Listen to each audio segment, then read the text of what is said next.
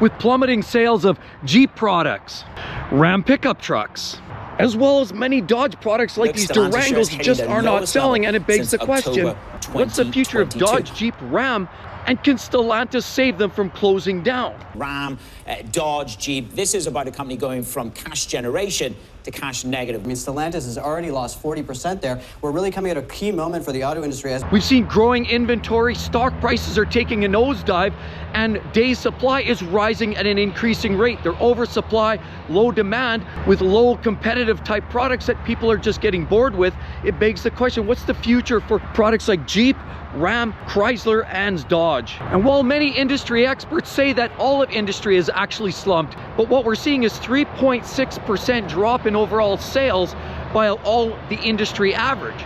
That doesn't even come close to what we're seeing over Dodge, Jeep, and Ram. And what's causing the poor sales? Could it be pricing? A 1500 Sport GT Crew Cab 4x4. It's a 2024 and it's going for $84,000. Out the door, you're $90,995. 4xe and wow, $86,000. Uh-oh, $118,000? Would you believe that? That's Porsche 911 territory, for crying out loud. Could it be these old, obsolete, outdated products? And even the latest and greatest Ram product is largely the same. The interior's pretty much unchanged, the exterior is moderately changed, and all they've gone and done is replaced in 2025 the engines, gone with the V8s and the Hemis, and in with the twin-turbo 6-cylinder engine that very few truck lovers actually want. The latest report shows Stellantis is actually down 19.8% of sales in the third quarter of 2024 as opposed to 2023, when we know they were already starting to decline back last year at the same time.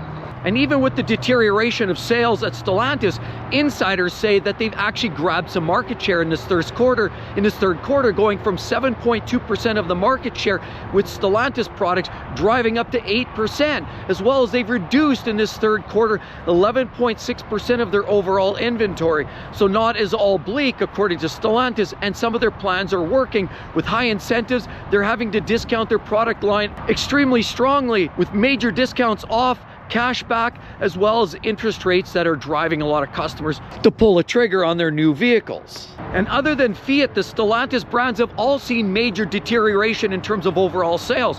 With Ram pickup trucks, like these vehicles are down in overall sales. Even though they've improved, they are down. 19% fall in overall sales in the third quarter of 2024 as opposed to 23 as well.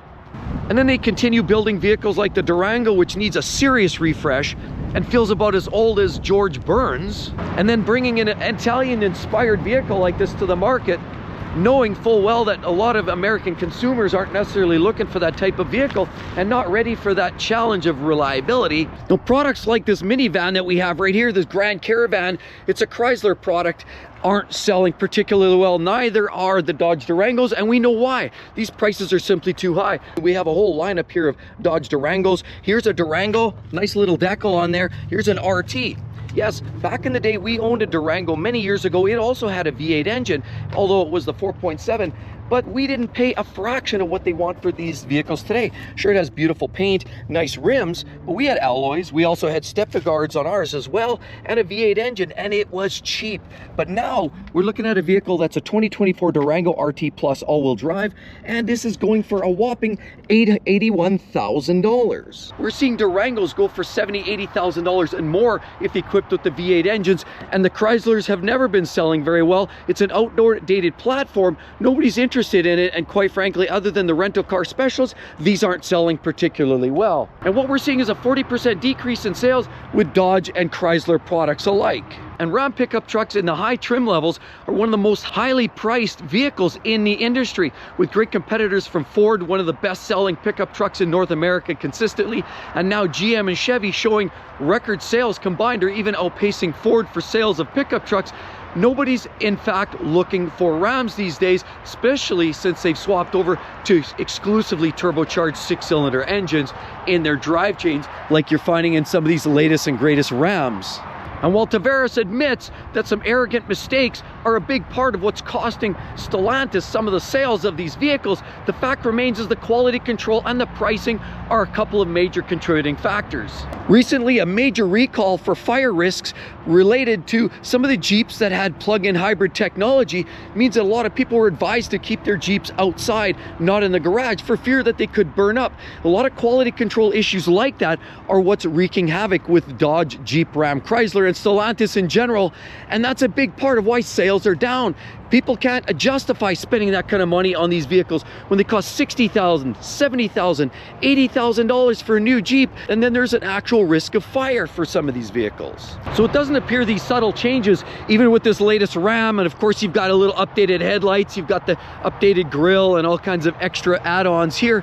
For the most part, this 1500 SST that we see right here is a 25 Ram. As you notice, it doesn't have a whole lot of differentiation from an older version. This here is something more like a classic. This is an older Hemi 5.7 classic, as I said right there, a very basic bare bones truck. And aside from the headlights and that grille, the rest of the body panels look almost very much the same.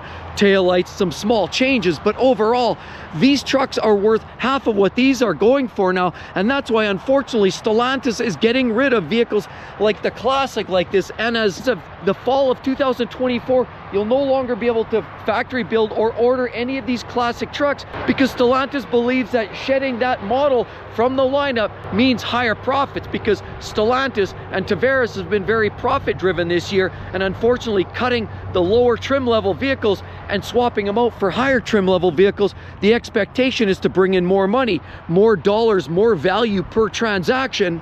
And unfortunately, that just means there's less and less affordable vehicles in the Dodge, Ram, Chrysler, Jeep, Stellantis platform. And on top of it, they're going another direction where the rest of the industry seems to be holding back, slowing down on the output of electric vehicles. And while every legacy manufacturer is creating electric vehicles, pure EVs and hybrids and the sort, Stellantis appears to be pushing forward more aggressively than ever in the efforts to try to advance ahead of the rest of the pack. Stellantis, as you're mentioning, they're struggling with Dodge and Jeep sales, so they're trying to gas that up by spending a little bit of money. But overall, the picture doesn't change that much, and it's a question of demand. The worst part is trucks like this are, while they're selling, they're not as competitive, and none of the rest of the Stellantis products, unfortunately, because what's happened now since 2018 was the peak of Stellantis sales, where we saw about 2.2 million units sold, of course, within that year at their best. And now we're down to 1.5 million units sold last year. Clearly a strong indication that the sales are stagnating, products are becoming very boring, and as well, prices are simply too high. A lot of people can't afford to buy these vehicles. The cost of living crisis is taking over strong, fast, and furious, and sadly, now that leaves Stellantis wondering, can we even afford to hold on to these product lines from Ram, Jeep, Dodge, Chrysler, and the like? And even Alfa Romeo ended up seeing sales drops of 29%. The Fiat 500e, they've actually scrapped that model altogether due to poor sales. And there's even internal bickering with the fact that many dealerships in the network are chomping down on Carlos Tavares for turning this whole market upside down and preventing proper sales. It so currently looks like Stellantis and all the sub-brands, of course, the Dodge, Ram, Jeep, Chrysler, as well as even the European brands, seem to be in a free fall, and there's no end in sight. Doesn't look like there's any kind of plans to move Carlos over, even though a lot of the executives are starting to look for his replacement, as they allege that his time is up and his contract expires early next year. It just means that Stellantis is looking for someone to help stop the bleeding, and this is a serious time for the fourth largest car manufacturer in the world as they finally hit the crossroad. Does it mean that the major US brands of Stellantis are on the verge of catastrophic failure? Let's find out. And just in case you figure I can't afford a new vehicle, hey, check it out right there. You know, that video I just created, it's all about the used car market crash right there. Yes, buyers absolutely win and sellers lose. You definitely want to see that. Hope to see each and every one in the next one. See you real soon. Bye-bye.